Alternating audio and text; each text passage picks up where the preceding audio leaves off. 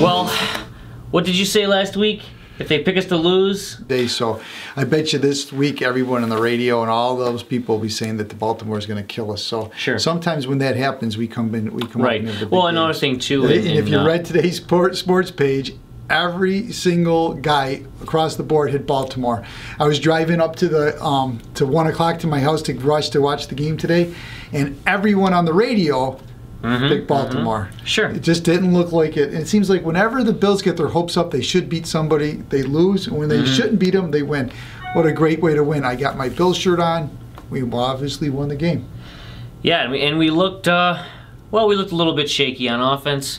You know, I know we ran the ball great against a team that usually stops the run pretty well, but, you know, we got a, you know, it could have easily been 45. 39 carries. We handed the ball off 39 times for 164 yards between Spiller and Jackson. I think Choice ran for a couple of yards. Well, it said at one point in the fourth quarter we had 215, so, you know, we were looking good. But, you know, we got to be able to punch it in at the end, and, you know, there was some rookie mistakes by the quarterback, but hey, you're going to have to deal with it. The fumbleitis at the end there. Luckily, we didn't lose it. We would have lost the game probably if you would have lost that. If you would have lost that fumble. He would have had the first, I think, if he would have held on to it. Yeah, and not to work it backwards, but just to address the, I'm sure a bunch of people think, you know, Baltimore fans, I'm sure, think that wasn't an unsportsmanlike conduct at the end, or they shouldn't call it, but he just ripped him right by the head and slammed him down. Really no need for that. And hey, it's a stupid play. You let the emotions get to you, and you're going to lose the game. And well, there you go. Well, there would have only been 4 seconds left in the game. I mean, there's a 45-second clock, and the ball's it's 51 seconds. Sure. I guess when it happened, I think it was 45 seconds when they showed it on the clock. Yeah. So it probably went down to 0 anyway. Well, either way, still, that was certainly Marv Levy's favorite play. You know what that is? The victory formation? The victory formation, kneeling on the ball. There's nothing prettier than that. Ask John Tricoli. Well, anyway, we won the game, and that was obviously good. And who's our favorite player this week? Well, Kiko Alonso to me. I mean, he's just unfreaking real. I love 50. I think I typed it into Twitter a couple of times. You know, he just is all over the field. He's got a nose for the ball. Oh, yeah, I'm so glad good hands, and you know, Aaron Williams. You know, I guess it's scary when you almost think he's going to go down, and it's your best defensive back, but it's his 3rd year in the game, or 3rd year in the NFL, and he's been looking good, and he looked very good today.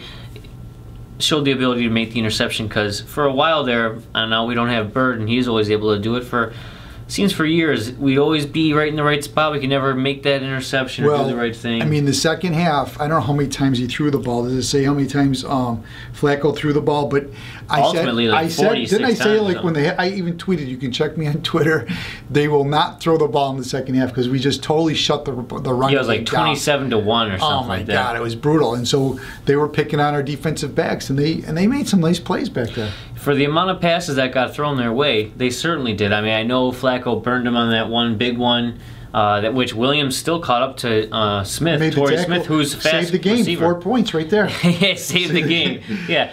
Whatever what you said, you know, I think you said it last year, something about if a guy is running, even if you make that tackle downfield, it doesn't matter if it's downfield or at the line of scrimmage, you could be saving points. And that play, I mean, a lot of plays you could say this, but that play in particular saved the 4 points.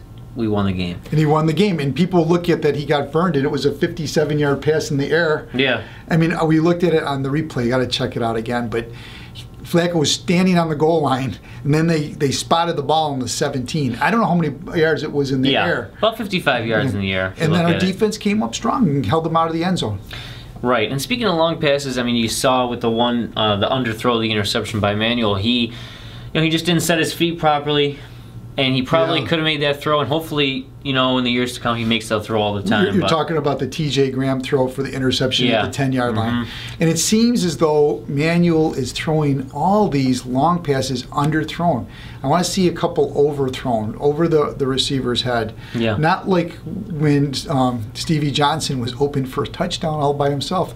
Those you could underthrow a little bit.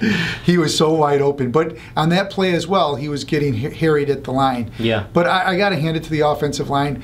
I mean, we're coming coming up against one of the top defenses in the NFL. Sure. And they pretty much dominated the line of scrimmage. Yeah, and especially that Cordy Glenn, who you could say he had a tough game because he had that, he whiffed on that fumble, he had the bad holding call. But, in the one unsportsmanlike conduct call, was that what it was, or was it the holding? One of them where he threw Suggs down. Landed on top of him. They called the unsportsmanlike, that was bullshit. But I never saw the head slap. And the holding call was bull too because, he had his hands a little bit on the outside, but he just pushed him down. I mean, it was, what? Every game, and I'll say it until I go, mute. There's always a couple calls that go. They each go. Usually it's pretty much about equal, and so it usually evens itself out in the end. And I think it did today. But I would say that Glenn had a great game, despite those calls. And the whole offensive line on the run for the touchdown by Jackson. Boy, Wood makes a nice play. They sealed the hole. It was, there seemed like a lot of room, and then Jackson puts his head down and drives into the end zone. But that was like, what, a 12-yard run? Right. And for all of you who were has been screaming probably for a couple weeks, but screaming about that, the young offensive coordinator and the coaching staff, I mean, one thing is certainly clear. We watched the game, and finally the coaches are watching the same game we're watching. They saw that read option is not something to rely on. They found that a fullback, sometimes when you have a 200-pound running back, you throw a fullback who is a pretty good player, it seems. He's making good plays on special teams. He caught those passes a couple weeks ago. But you just send a fullback with his head down into the line 20 times, it wears out the defensive line. Yeah, no one wants to mess with him. Who wants to put their nose into that?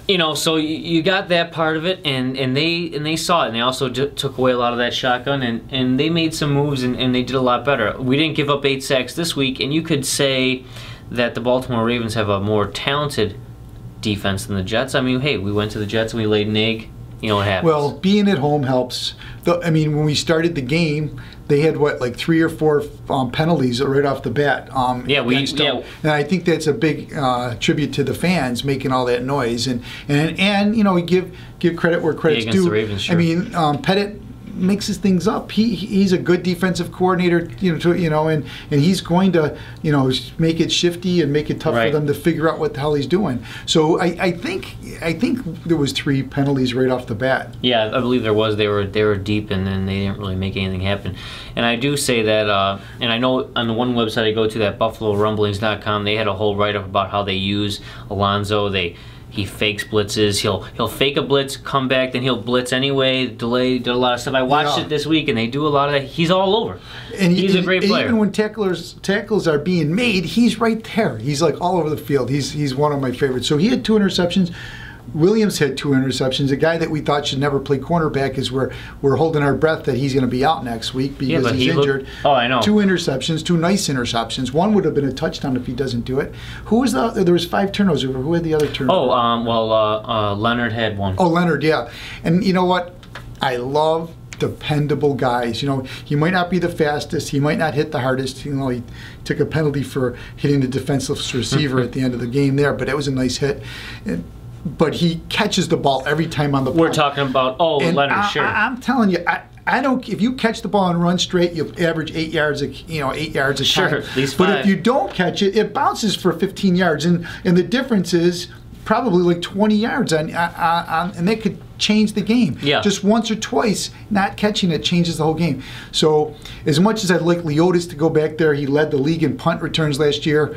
I love Leonhard being there, a sure-handed guy that's just you can count on. And wouldn't you say you'd rather have a team that wins games consistently than a team that gets a punt return for a touchdown every couple games? I mean, I don't really care about that. Yeah, absolutely. I'd rather be consistent, do the fundamental things right. I would like to have a burner back there, and but even earlier in the season, the ball was coming kind of towards McKelvin on the punt, and he said, you know what, I better just let it go. And he turns his whole body and lets it go by, and it rolled to like the 3-yard line.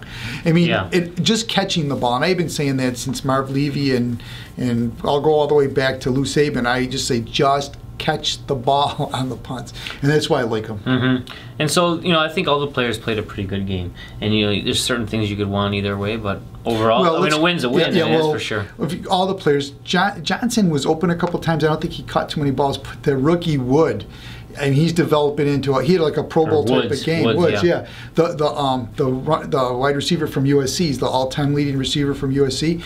He made some beautiful catches. The one was, they called it not a touchdown in the end zone. I would have given it to him. Of course, I'm a homer. But he had control. He held it afterwards. What the hell?